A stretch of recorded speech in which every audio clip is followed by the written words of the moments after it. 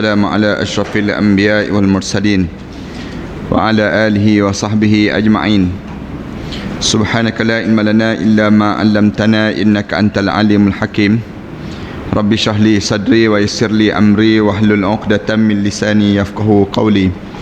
رب يسر ولا تعسر وتمم بالخير. أما بعد. Para hadirin yang dimati sekalian, kita masih lagi dalam surah Yusuf dan ayat yang ke-23. Kita akan baca dahulu, mudah-mudahan kita dapat pahala daripada bacaan yang kita baca ini. A'udzubillahi minasyaitonirrajim. Bismillahirrahmanirrahim. وراودته التي هو في بيتها عن نفسه وغلقت الأبواب وقالت هيت لك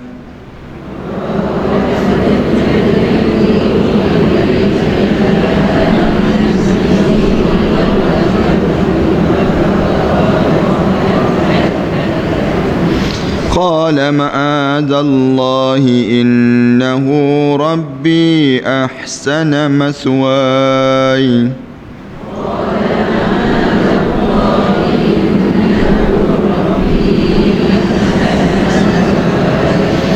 إنه لا يفلح الظالمون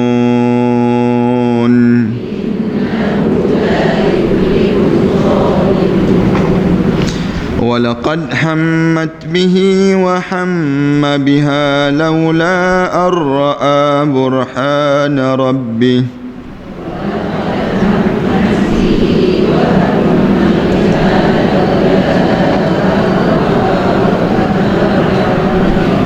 كذلك لنصرف عنه السوء والفحشاء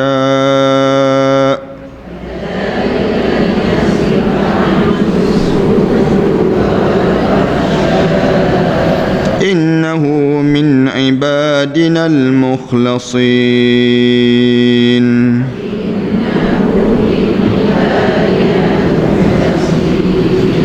واستبق الباب وقدت قميصه من دبر وألف يا سيدها لدى الباب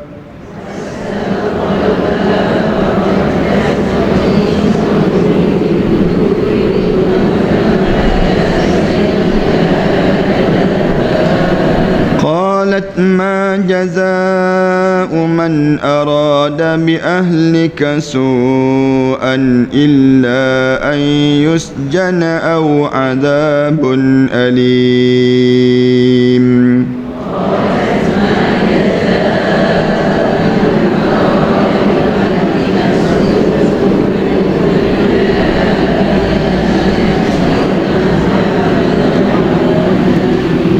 قال هي راودتني عن نفسي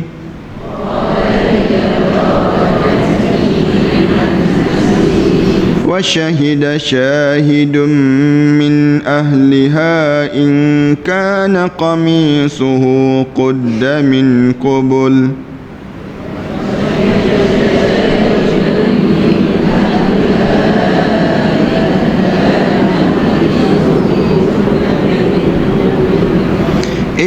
كان قميصه قد من قبل فصدقت وهو من الكاذبين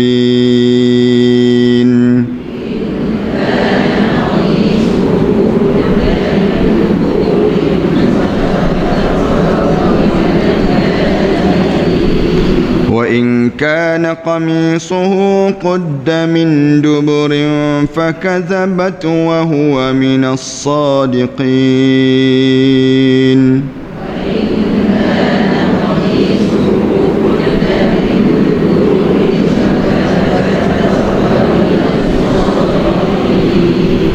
فلما رأى قميصه قد من دبر قال إنه من كيدكن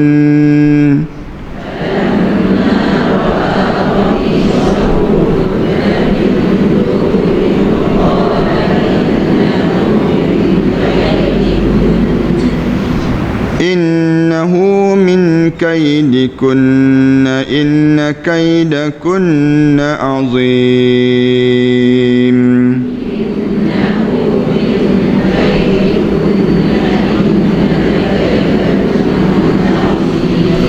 يوسف أعرض عن هذا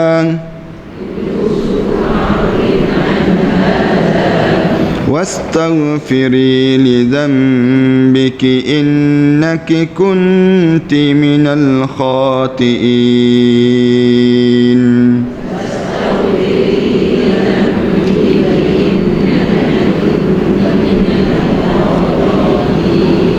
صدق الله العظيم وراودته التي هو في بيتها عن نفسه. Dan ayat yang kita baca pada pagi ini merupakan ayat yang Allah sambung apabila Allah Subhanahu wa taala jadikan Nabi Yusuf alaihissalam diberi peluang untuk hidup dalam yang disebut dengan dalam istana raja.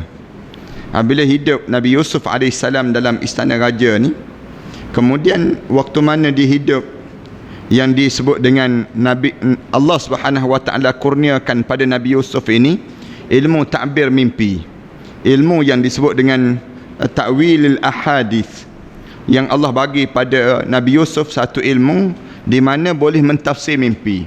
Ini satu kelebihan yang Allah kurniakan. Cerita yang berlaku pada Nabi Yusuf ini cerita yang Allah detailkan sedikit.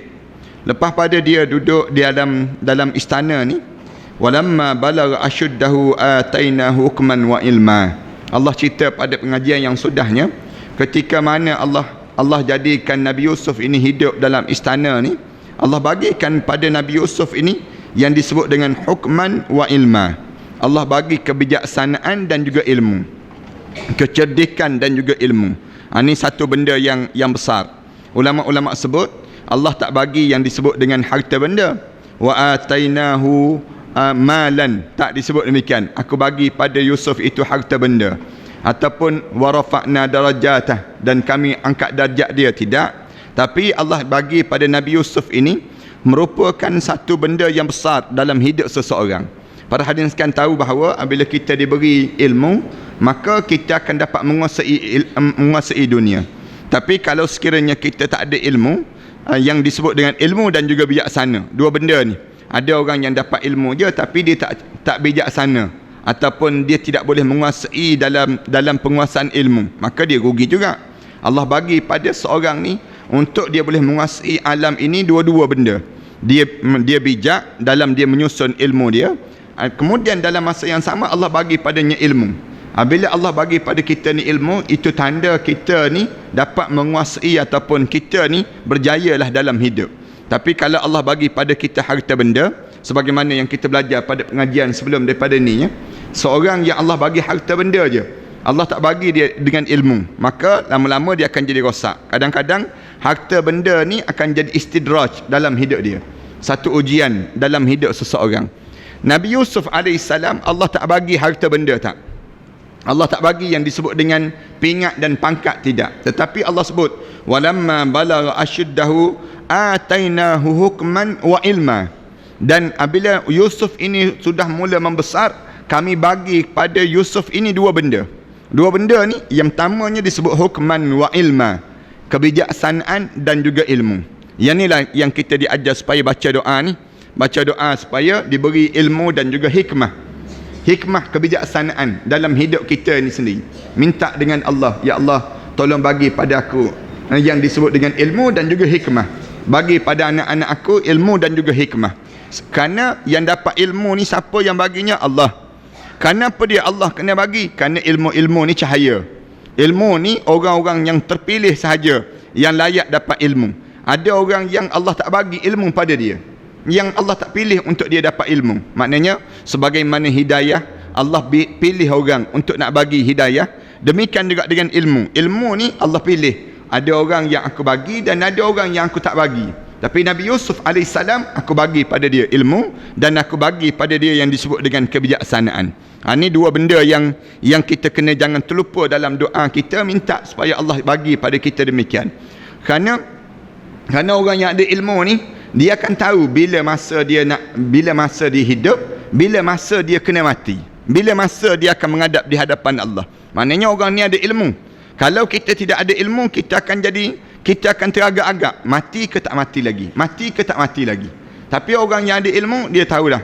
Dia tengok muka dia dah pucat, dia tengok dia rasa kaki dia dah sejuk, dia dah tengok dah dalam keadaan suasana dia sakit yang amat sangat, maknanya dia kata mati dah. Dia sebut demikian. Kerana ilmu tu mengajar pada diri seorang. Yang ni ilmu ni besar. Allah bagi pada Nabi Yusuf AS ilmu. Dengan ilmu kamu dapat menguasai alam. Kalau kamu tak ada ilmu, kamu tak semestinya dapat menguasai alam.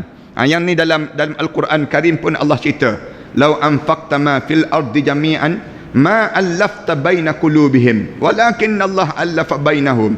Allah cerita dalam Quran, Allah cerita, kalaulah kamu belanjakan segala harta benda kamu untuk kamu nak menyatukan manusia, menyatukan hati manusia untuk diri kamu. Lau anfaqta ma fil ardi jami'an, kamu bagi semua harta benda kamu untuk nak suruh orang sokong kamu bersama dengan diri kamu, ma allafta baina qulubihim, tak ada, kamu tak mampu untuk nak menyatukan hati orang untuk diri kamu. Tapi siapa yang mampunya? Walakinnallah, tapi Allah lah yang boleh menyatukan pada seorang ini yang disebut dengan hati seorang tersebut. Satu dengan ilmu, yang benda yang besar pada seorang ini sendiri. Allah bagi pada Nabi Yusuf ilmu dan juga hikmah. Hikmah dan juga yang disebut dengan ilmu. Wa kadzalika najzil muhsinin. Aku bagi ni pada siapa? Allah sebut, demikian aku bagi pada orang-orang yang berbuat baik. Najzil muhsinin. Segala orang yang muhsin, orang yang ada sifat Islam, iman dan ihsan pada diri mereka, maka aku akan bagi pada mereka yang disebut dengan ilmu dan juga hikmah ini. Siapa-siapa yang dia ada sifat muhsinin pada diri dia, maka kami akan bagi ilmu dan juga hikmah. Allah sebut demikian. Sebagaimana Yusuf kami bagi, Yusuf itu kami bagi, demikian juga kami bagi pada siapa yang nak pada ilmu dan juga hikmah dan juga ilmu ini, maka dia perlu ada sifat yang disebut dengan muhsinin dalam hidup mereka sebut. Ini cerita panjang ni. Para hadirin sekalian tahu kan, bila para hadirin sekalian baca dalam hadis arba'in tu, dalam hadis yang disebut Islam, iman dan ihsan, para hadirin sekalian akan jumpa nak jadi ihsan ni macam mana, orang yang muhsinin dipanggil dalam hidup kita ni. Tu para hadirin sekalian ingat tak ingat lagi kuliah yang dulu cerita tentang Islam, iman dan ihsan itu sendiri. Kemudian lepas pada itu Allah Subhanahu Wa Taala mula cerita, warawadat allati huwa fi baitiha an nafsi. Waktu mana Yusuf dah mula besar ni, di antara orang yang tergoda pada Yusufnya ialah isteri kepada Al-Aziz tadi. Isteri kepada Al-Aziz ini sendirinya, dianya yang disebut dengan Kitfir ini sendiri. Kitfir ni dianya tergoda yang disebut dengan isteri kepada Al-Aziz yang disebut dengan Zulaikha. Dia tengok Yusuf dah mula besar, anak angkat membesar dalam rumah ni, kemudian nampak orang pula lagi lama, lagi besar ni, nampak dalam keadaan kacak dan handsome orangnya. Dalam keadaan kacak dan handsome. Lalu di waktu ininya, waktu tersebut dia mula godanya Yusuf waktu mana Nabi Yusuf AS tinggal di rumahnya. Fi baitiha an nafsi. Dianya goda untuk diri dia. An nafsi, untuk diri dia ni sendiri. Wa ghallaqatil abwaba wa qalat haytalak. Allah cerita di antara cara dianya, bagaimana cara dia buatnya, dia tutup pintu wa ghallaqatil abwab, dia tutup segala pintu-pintu. Lalu dia panggil Nabi Yusuf, wa qalat haytalak, datang dekat sikit, dia sebut demikian, mari dekat sikit. Ni cara godaan zaman dahulu, senang ceritanya. Kalau cara zaman kita ni, kita tak tahulah macam mana caranya. Tapi zaman dahulu dia menggoda Nabi Yusuf ni, disebut hai talak ni, mari aku nak bisik sikit, aku nak bercakap sikit, senang ceritanya. Nak bincang sikit wahai Yusuf, nak sebut satu benda ke dan sebagainya. Hai talak ni maknanya datang untuk diri saya ni. Qala ma'adzallah. Nabi Yusuf ni apabila dengar saja demikian, dia angkat tangan dua-dua belah terus. Lalu dia sebut apa dia? Ma'adzallah. Ma'adzallah ni maksudnya, aku berlindunglah diri aku kepada Allah. Dia tak sebut a'udzubillahi minasyaitanirrajim, tidak. Tapi dia sebut ma'adzallah. Ma'adzallah ni, tolong, aku berlindung pada Allah lah. Berlindung pada Allah. Ada juga orang yang jenis ni kekuatan yang ada pada jiwa seorang nabi. Jiwa Nabi Yusuf alaihissalam. Nabi Yusuf ni dianya walaupun dianya dalam keadaan sebegini, kira-kira tak ada orang yang tahu. Tak ada orang yang tahu dalam keadaan dia dengan Zulaikha. Zulaikha ni kalau kita baca dalam sejarah, di antara manusia yang cantik juga yang Allah buat. Dia bukannya sembarangan orang. Maknanya isteri kepada Kitfir ni sendirinya cantik, bukannya orang-orang biasa, tidak. Maknanya kalau nak sebut gambaran, bukan orang yang biasa. Maknanya cubaan dan dugaan Nabi Yusuf tu besar yang berlaku pada Nabi Yusuf alaihissalam. Lalu Nabi Yusuf alaihissalam sebut ma'adallah. Ma'adallah maknanya aku berlindunglah kepada Allah, ataupun lindungilah aku ya Allah, selamatkanlah aku ni ya Allah. Innahu rabbi, sesungguhnya dia yakni Allah, ahsana maswai, Allah ni Tuhan aku yang telah buat aku ni sebaik-baik kejadian. Allah ni telah buat terbaik dah untuk dia aku. Ahsana maswai. Ahsana maswai maknanya Allah ni telah buat perilaku dia kepada aku ni dah terbaik dah. Takkanlah aku tak kenang budi Allah. Di antara budi mak angkat dengan budi yang disebut dengan Allah, mana besar? Tentu besar budi Allah. Kerana nak kira mati, dah lama dah kira mati. Allah Subhanahu wa taala bagi nikmat ni, nikmat sehingga kan Allah bagi sampai peringkat ini. Bukan kerana ibu angkat ni, tidak, tapi yang besarnya ahsana maswai. Allah yang telah memberi kepada aku nikmat-nikmat yang banyak semenjak daripada aku kecil sampai pada besar pada hari ini. Kata Nabi Yusuf alaihissalam, ini dia panggil kenang budi. Orang yang kenang budi ni maksudnya dia tahu bahawa yang mana yang patut dia buat dan yang mana yang patut dia tidak kenang budi. Dia panggil demikian. Budi ni yang terbaik untuk kita balas untuk Allah, kerana Allah lah yang memberi segala nikmat. Adapun manusia ni, manusia yang tak ingat pada Allah, macam mana kita nak kenang budi dia? Orang yang tak ingat pada Allah, kan kadang-kadang setengah-setengah di kalangan kita dia suruh nampak dia tak suruh nampak Allah. Allah tu yang besar. Patutnya kalau sekiranya apa-apa yang dapat nikmat, kita mesti balik dulu pada Allah. Segala nikmat. Satu anda biasa ulang kan, waktu mana orang bagi barang apa-apa pun pada kita, mulut kita kena sebut jazakallahu khairan katsira. Ajar pada diri kita ni sebut jazakallah. Jazakallah maksudnya mudah-mudahan Allah lah yang membalas yang terbaik untuk diri kamu. Khairan katsira, yang sebanyak-banyak mungkin kebaikan untuk diri kamu. Ni diajar supaya demikian. Orang yang bagi barang diajar supaya sebut barakallah. Barakallah, keberkatan daripada Allah lah untuk diri kamu. Kadang-kadang kan kita buat makanan. Siap kita buat makanan ni, kita buat apa dia? Kita masak, misal contohnya. Siap kita masak, kita pun unjuk ke jiran sebelah. Unjuk pada jiran sebelah tu, yang mengunjuk diajar supaya sebut barakallah. Barakallah, mudah-mudahan Allah berkatlah pada diri kamu. Manakala orang yang terima barang, diajar supaya sebut jazakallah. Kalau dia lelaki lah, kalau dia perempuan, jazakillahu khairan katsira. Maknanya tukarlah ka dengan ki tersebut. Nak sebutnya, kita kena sebut, diajar supaya kita sebut jazakallahu khairan katsira. Biar Allah lah yang balas. Saya nak balas tak mampu. Orang Melayu kita sebut terima kasih sama-sama, sengih-sengih balik. Orang Melayu kita dia jadi demikian. Ni Melayu. Orang Islam tak. Orang mukmin diajar supaya sebut kembali pada Allah.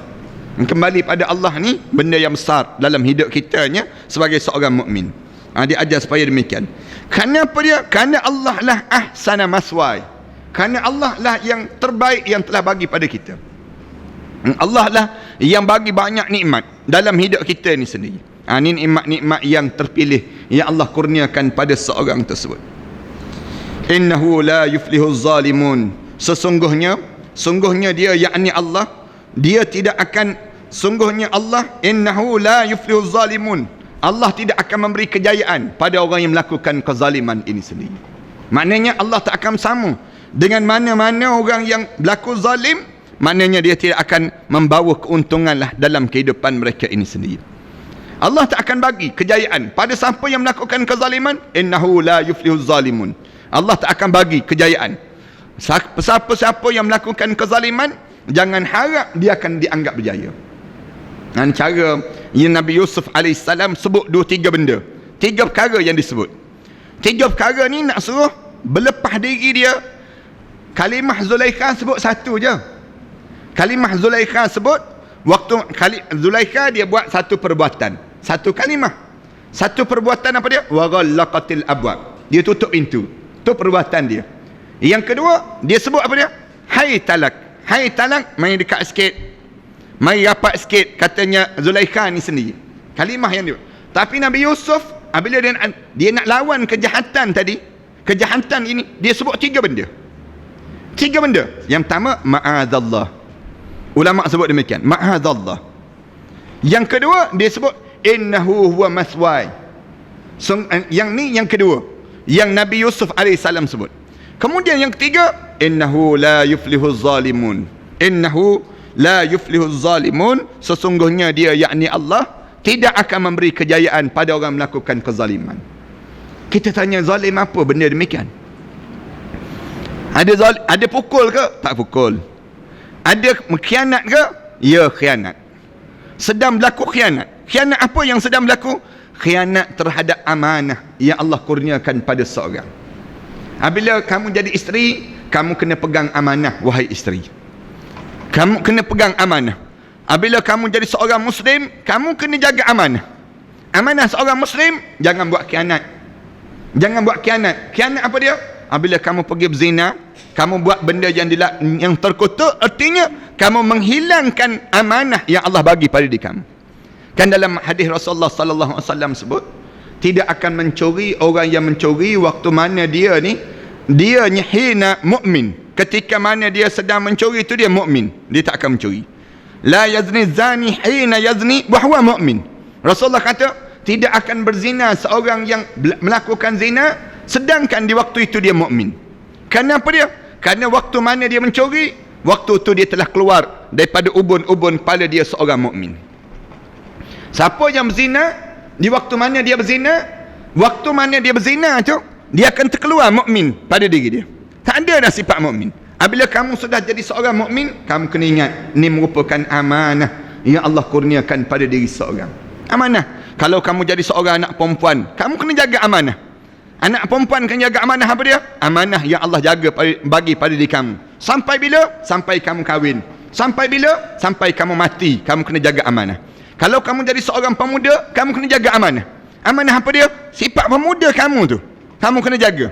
Kalau kamu tak jaga juga amanah ni, artinya kamu ni orang zalim. Kamu khianat, kamu pergi melanggar pelacur, kamu pergi buat benda yang tak senonoh dan sebagainya. Semua ni kamu khianat terhadap amanah yang Allah kurniakan pada diri kamu. Ana pergi ke selatan Thailand, masuk ke Bukit Kayu Hitam tu. Bukit Kayu Hitam tu, pergi ke Hanyai dulu. Masuk ke Hanyai dulu. Pergi di Hanyai tersebut, tengok orang Malaysia je ramai. Orang Malaysia je yang ramai di Hanyai. Masuk malam dah. Masuk malam di immigration tu, dia tak tanya banyak. Danok dia tanya. Danok dia tahu dah. Orang Malaysia nak pergi Danok je bagi dia. Bagi diri dia Danok, kemudian ke Hanyai. Lepas pada tu, kita pergi sampai malam makan. Tengah-tengah makan, pelacur tu datang. Bagi tahu, menawarkan diri. Nak sebutnya, pelacur tu menawarkan diri. Cakap Malaysia ni fasih. Bang, boleh balik ke bilik, dia tanya. Naik bulu roma kita ni, meremang bulu roma. Boleh ikut ke bilik tu, kita pun rasa, Allah, kalau orang tak ada iman macam mana? Yang datang dan sebagainya. Maknanya gambaran apa dia? Gambaran bagaimana rosak dan musnahnya orang kita ni sendiri. Yang untuk saya ceritalah, orang yang hilang macam-macam gaya agama dalam hidup mereka ni sendiri. Yang orang politik pergi ke medan, pergi tempat-tempat tertentu dan sebagainya, melanggar pelacur dan sebagainya, yang tak ada agama. Artinya kamu hilang amanah. Kamu jangan ingat Allah akan bagi kejayaan pada kamu. Tak ada kejayaan untuk diri kamu. Kerana Nabi Yusuf AS sebutlah, innahu la yuflihuz zalimun. Allah tak akan bagi kejayaan bagi siapa yang melakukan kezaliman ini sendiri. Padahal kalaulah Nabi Yusuf ni nak buat, boleh buat. Sebab Allah tunjuk, walaqad hammat bih. Allah sebut, sesungguhnya Nabi Yusuf ni ada perasaan untuk nak buat tu sama. Walaqad hammat. Hamma ni maknanya ada rasa air. Ada juga ni. Hammat bi. Maklum sajalah orang perempuan. Kucing dengan ikan tawa macam mana? Kucing dengan ikan tawa dalam keadaan yang demikian. Berapa lama waraknya kucing tu dipanggil? Kucing boleh bertahan tu berapa lama? Tengok ikan tu pula bau pula wangi. Nak sebutnya gambaran syaitan itu akan menganggap walaqad hammat bih wa hamma biha. Dua-dua ni ada perasaan. Wa hamma biha. Dua-dua Nabi Yusuf ada perasaan dan yang pertamanya wanita tu dia ada perasaan. Yang pertamanya Allah cerita. Yang pertama perempuan ni sifat dia nak menggoda tu ada. Walaqad hammat bih. Yang pertamanya Zulaikha ni menggoda Nabi Yusuf alaihissalam. Wa hamma biha. Allah cerita bukan sekadar Zulaikha tu, Yusuf pun ada juga perasaan. Nabi Yusuf ni pun ada juga perasaan. Apabila ada perasaan wa hamma biha laula ar-ra'a burhana rabbih. Allah sebut kalaulah tidak kerana yang disebut dengan burhana rabbih. Burhan, kalaulah tidak kerana Allah nak tunjuk kekuasaan Allah dan juga Allah Subhanahu wa taala, Allah jadi kalaulah Allah tak tunjuk yang namakan dengan kekuatan yang ada pada yang namakan dengan Nabi Yusuf alaihissalam ini, ataupun ayat-ayat Allah tak ditunjuk pada Nabi Yusuf, nescaya akan berlaku zina. Tapi kenapa tak berlaku zina ni? Kerana apa dia? Allah Subhanahu wa taala tahan Nabi Yusuf alaihissalam melalui cara demikian. Dengan cara apa dia? Datangkan ilmu dan juga hikmah tadi. Ilmu dan hikmah tadi menyelamatkan banyak benda dalam hidup seseorang. Sebab tu kita ulama-ulama kata sebelum daripada nak bermusafir, nak pergi ke mana pun, kita kena ada dulu yang disebut dengan agama. Kalau tak ada agama, hancur lebur. Hidup atas dunia ni, agama ni menjadi besar. Kita diajar supaya tanam dalam jiwa setiap di kalangan anak kita kekuatan agama. Jangan ajar pada dia tentang bahasa lagi. Jangan ajar pada dia tentang yang namakan dengan yang lain lagi. Kerana apa dia? Kalau dia tak ada agama, dia pergi sikit je, dia keluar daripada kongkongan ibu bapa dia. Keluar je, berlaku terus benda yang tak sepatutnya berlaku. Anak-anak yang belajar di luar negara ni, bila anak pergi melawat mereka di luar negara tu, dia kata, Ustaz, waktu mana dia belajar di Semak Labu dahulu, sekolah menengah agama Islam persekutuan, orang ni bagus Ustaz, dia kata. Tapi bila dia keluar luar negara ni, dia pergi dia datang tempat ni Ustaz, dia jadi kaki kelab malam pula Ustaz. Minum arak atau biasa je. Ni ada yang cerita demikian. Kita boleh tengok ni contoh-contoh yang berlaku dalam masyarakat kita. Dia boleh jadi pelajar terbaik, tapi apabila dia tak ada hikman wa ilma, tak ada ilmu agama ni dalam hidup mereka, dia sampai luar negara, dia boleh buka kain tudung, dia boleh bergambar dengan mak saleh, dia boleh bertukar cara hidup dalam hidup dia. Kenapa jadi demikian? Yang disebut dengan tadi, kekuatan tadi hilang. Kalaulah Nabi ni pun dalam keadaan sebegini, Allah Subhanahu wa taala tunjuk ni sifat naluri manusia. Nabi-nabi ni dia bukannya malaikat, tidak. Nabi ni manusia. Ada perasaan ke tak ada perasaan? Ya, ada perasaan. Maknanya Nabi ni pun ada nafsu juga. Cuma nafsu itu dikawal dengan agama. Islam tak larang nak suruh kita. Islam bukan suruh buang nafsu, tidak. Tetapi Islam suruh kawal nafsu. Bagaimana kawal nafsu? Berdasar pada susunan agama. Agama lain mereka suruh buang terus, tahu-tahu menipu. Macam Buddha misalnya, contohnya Sami Buddha dan Sami Hindu dan sebagainya. Mereka kata tak boleh kahwin. Sami mereka. Habis tak kahwin, tahu-tahu rogol anak dara orang. Tahu-tahu kes yang terjadi dan sebagainya. Nak sebutnya punca apa dia? Ni nak sebut kerana mereka nya buang terus nafsu, katanya mereka. Tapi Islam tak. Islam suruh kawal nafsu, susun nafsu. Macam mana? Kamu nak di antara lelaki dan perempuan boleh, tapi bagaimana cara? Kamu diajar supaya kahwin, kamu diajar supaya susun kekeluargaan dalam hidup kamu ini sendiri. Kadzalika linasrifa anhu su'a wal fahsya. Allah kata, demikianlah kami pesongkan dia pesongkan Yusuf alaihissalam ini anhu su'a wal fahsya. Yusuf ini daripada perasaan wal fahsya, benda yang keji, benda-benda yang bunga-bunga ke arah kekejian itu pun kami pesongkan, benda yang bunga-bunga ke arah benda demikian. Wal fahsya, benda yang keji itu pun kami jauhkan Yusuf alaihissalam daripada melakukan perkara demikian. Dua tu Allah sebut, su'a wal fahsya. Patutnya katanya ulama, kalau Allah Subhanahu wa taala sebut kadzalika linasrif anhu fahsya, cukup dah. Tapi Allah sebut tentang zina ni, tak. Nak berlakunya zina, dia tidak berlaku begitu saja terus. Dia mesti mula dengan kenyit mata dulu dipanggil.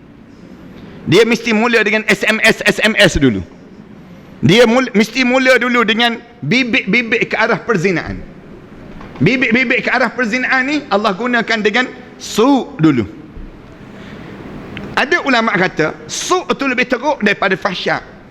Tapi dalam tafsiran ini Allah gunakan dulu. Dalam ayat ni Allah gunakan dulu, wal fahsya kemudian. Sepatutnya fahsya wal munkar wal bagh, kita gunakan demikian. Ayat yang misalnya contoh dalam Al-Quran Karim, Allah Subhanahu wa taala sebut, biasakan hari Jumaat kita dengar inna salata tanha anil fahsya'i wal munkar wal bagh. Tiga benda ni. Maknanya fahsya itu berada pada tempat yang pertama. Tapi ayat ni Allah tak guna demikian. Allah guna su'a wal fahsya. Maknanya fahsya itu berada yang kedua. Ulama kata, kenapa Allah cerita tentang zina dulu? Maknanya nak sebutnya bencinya Allah, kejinya benda ni, Allah gunakan dulu. Benda keji zina ni, wal fahsya. Datangnya zina ni datang daripada mana? Daripada fahsya, bunga-bunga ke arah kemungkaran tadi. Itu cara Allah gunakan demikian.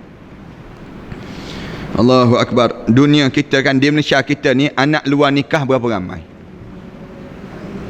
Anak luar nikah ni 173,000. 173,000 yang didaftarkan. Yang tidak didaftarkan berapa ramai? 176,000, lebih kurang demikianlah. Bermula daripada tahun 2006 sehingga 2012 ini. 2006 sampai 2012 yang didaftarkan. Kalau anak luar nikah ni datang ke Shah Alam, berada di Shah Alam, tenggelam orang Shah Alam. Penduduk Shah Alam ni ada lebih kurang 90,000. 90,000 ke lebih kurang tu lah, kita sebut demikian. Kalau anak luar nikah datang ke Shah Alam ni, duduk di bumi Shah Alam, tak ada dah orang Shah Alam. Tenggelam terus. Dan nak sebut punca apa dia? Ramainya berzina di tempat kita, negara kita. Dalam keadaan yang tu ada jabatan agama.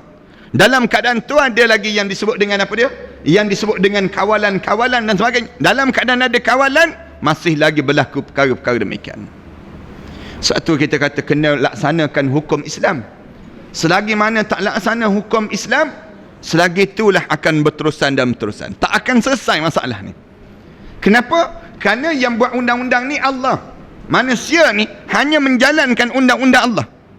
Selagi mana kita tak kembali pada undang-undang Allah, syariat Allah, selagi itulah kita tak akan selesai masalah ni. Datang macam-macam cara kan pandangan. Macam mana nak suruh jangan berlakunya rogol di tempat kita? Sampai keluar pandangan tu, kena pakai cawak besi, disebut demikian. Orang perempuan kita suruh dia pakai cawak besi. Anak kunci tu biar suami yang pegang. Buatnya hilang anak kunci, jenuh dia. Nak sebutnya gambaran demikian. Sampai tahap demikian manusia bila berlakunya benda-benda demikian. Orang kita baca surat khabar tu menakut dan menggerikan. Kes-kes hari ni surat khabar cerita tentang apa dia? Ada seorang lelaki yang mengaku dia buat rawatan perubatan Islam. Nak suruh dapat anak zuriat. Tiba-tiba dia pergi nak rogol perempuan tu pula. Atas nama guna Quran tu, guna Quran. Dalam surat khabar ini cerita benda demikian. Maknanya tengok bagaimana orang ambil kesempatan. Padahal dia ni umur 40 lebih dah. Dah nak mati besok lusa dah, senang ceritanya. Dalam keadaan begini pun ada lagi orang yang melakukan benda-benda yang keji dan fahsyat tersebut. Innahu min ibadinal mukhlasin.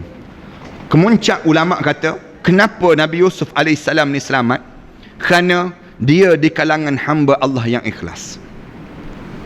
Kalau para hadirin sekalian rajin baca buku yang dikarang oleh seorang ulama daripada Mesir, nama apa dah kitab tersebut yang Nabi biasa sebut baru ni, kitab tu telah diterjemahkan, kitab apa dah, seorang ulama yang Amru, Syekh Amru ni, dia cerita dalam kitab tersebut, dia kata keikhlasan akan menyelamatkan hidup seseorang daripada melakukan maksiat pada Allah.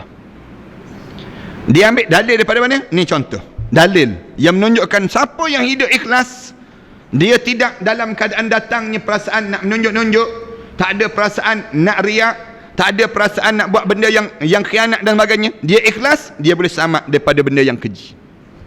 Siapa yang hilang ikhlas, maka dia tak boleh selamat dengan ujian-ujian yang mendatang. Kita ni kan, kalau kita jadi pegawai kerajaan, orang datang rasuah, orang letak duit ketul atas meja kita. Duit tu pula, misal contoh, bukan duit biasa, duit 100 yang tak back in kan, bagi cash. Kita jadi pegawai kerajaan, kita tanya berapa, dia bagi tahu dalam 1 juta kot, dia sebut demikian. 1 juta atas meja. Yang kita ni pegawai biasa je, agak-agak boleh tak kita tak makan rasuah tu? Anda tanya pegawai, anda tanya yang driver van di Hat Nyai tu, dia kata, Ustaz, yang pergi ke selatan Thailand tu, dia kata, saya ni biasa datang ke Kuala Lumpur, Ustaz, datang ke Kuala Lumpur, kemudian dia kata ambil yang kerja-kerja di kedai-kedai makan ni, disebut ambil kedai makan dan sebagainya, balik ke Thailand, masuk kayu hitam, chop, kemudian masuk balik, disebut masuk balik ni sendiri. Dia kata, anda tanya berapa seorang kena bayar, dia kata RM150 dia ambil atas seorang, satu kepala, RM150 begitulah. Anda kata cukup, kadang-kadang cukup, kadang-kadang tak cukup. Kenapa tak cukup, anda tanya? Dia kata ni nak bagi makan pada polis-polis ni, dia sebut je, dia kata, kalau kami kena tahan, Ustaz, kami kena tahan je, hulur terus tangan tu hulur terus, tahan je van, dia kata. Tapi kalau dia bohonglah nanya. Nak sebutnya, dia kata, dia turunkan cermin, letak terus. Kami dah tahu dah, kalau JPJ RM50 dia sebut. Kalau polis biasa, dia sebutnya RM20, dia sebut demikian. Polis trafik RM20. Lepas tu kalau UPP, makan banyak sikit, dia kata. Dia bayar atas satu kepala RM20 seorang, dia sebut. Anak kata, ya Allah, kalaulah tahap itu, tu baru orang bawahan. Cuba bayang kalau orang atasan. Anda berjumpa dengan seorang kontraktor kelas A. Memang kontraktor ni, dia kata, saya, Ustaz, kalau saya nak dapat projek, saya kena bagi makan start daripada jaga lagi, dia sebut. Start daripada jaga lagi. Saya masuk je bangunan tu, bangunan yang mana saya kena bagi suap semua ni, sampai sekretari tu pun saya kena bagi lagi dia. Ni kontraktor sebut pada anak, bohong kontraktor tu, bohonglah anak. Dia kata apa dia? Anak kata, kenapa bagi demikian? Dia kata, kalau kita nak makan ikan besar, kena umpan besar, dia sebut. Umpan tu kena besar. Kalau umpan tu kecil, mata kain kecil, bagaimana kita nak dapat ikan yang besar? Anak kata, berdosa buat kerja demikian. Yang bagi rasuah, yang terima rasuah, dua-dua masuk neraka Allah Subhanahu Wa Taala. Dua-dua masuk neraka Allah. Berlaku zaman Rasulullah sallallahu alaihi wasallam.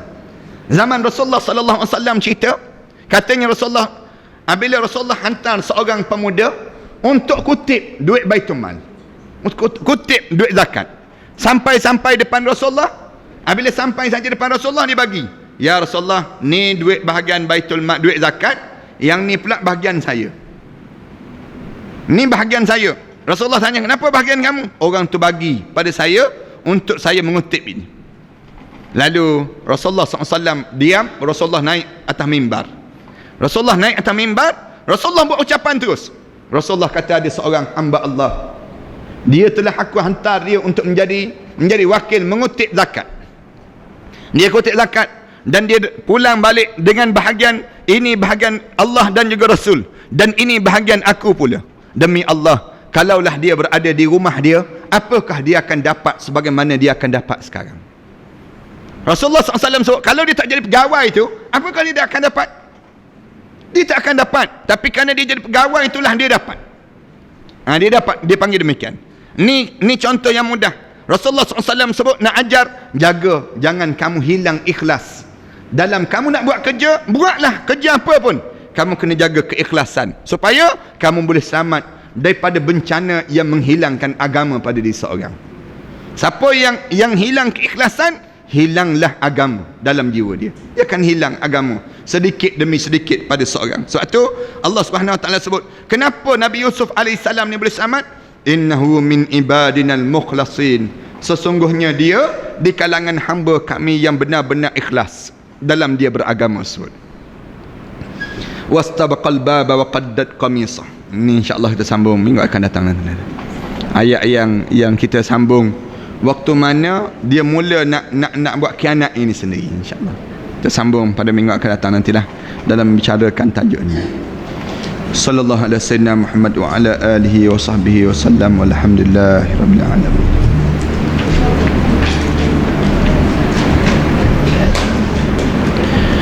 Majlis ilmu kuliah pengajian bersama Ustaz Kamal 18 hari bulan September, hari Selasa, 3 petang, bilik kuliah Muslimat, Surah Al-Ansar, Seksyen 2, Shah Alam ya. Kemudian ana sebut tu untuk ibadah korban ni, ana sedang kumpulkan jemaah-jemaah yang nak buat ibadah korban. Jemaah-jemaah bolehlah mulakan sekarang ni kita sedang nak susun berapa jumlah yang nak buat ibadah korban ni. Satu bahagian RM350 untuk satu bahagian. Jadi kalau jemaah yang ada berniat untuk nak buat ibadah korban, maka elok sangatlah untuk kita mengambil kesempatan ni untuk kita awal-awalkan sikit biar pahala kita panjang sikit masa kita ni, untuk kita dapat pahala dan kita dah niat awal-awal untuk kita buat ibadah korban. Kemudian yang keduanya anda nak pergi ke Sarawak insya-Allah pada 28 hari bulan minggu depan ni. Jadi kalau jemaah yang ada duit fidyah, ada duit zakat dan sebagainya, bolehlah bagi pada anak-anak nak bawa sikit sumbangan untuk mereka ni sendiri insya-Allah. Bismillahirrahmanirrahim. Alhamdulillahirabbil alamin wassalatu wassalamu ala asyrafil anbiya'i wal mursalin wa ala alihi wa sahbihi ajma'in. Allahumma shrah lana sudurana wa hassin akhlaqana wa yassir lana umurana. Allahumma inna na'udzubika min ilmin la yanfa' wa min qalbin la yakhsha' wa min nafsin la tashba' wa min du'a'in la yusma'. Rabbana 'alaika tawakkalna wa ilaika anabna wa ilaikal masir. Rabbana atina fid dunya hasanah wa fil akhirati hasanah wa qina azaban nar. Sallallahu alaihi wasallam Muhammad wa ala alihi wa sahbihi wasallam. Alhamdulillahirabbil alamin.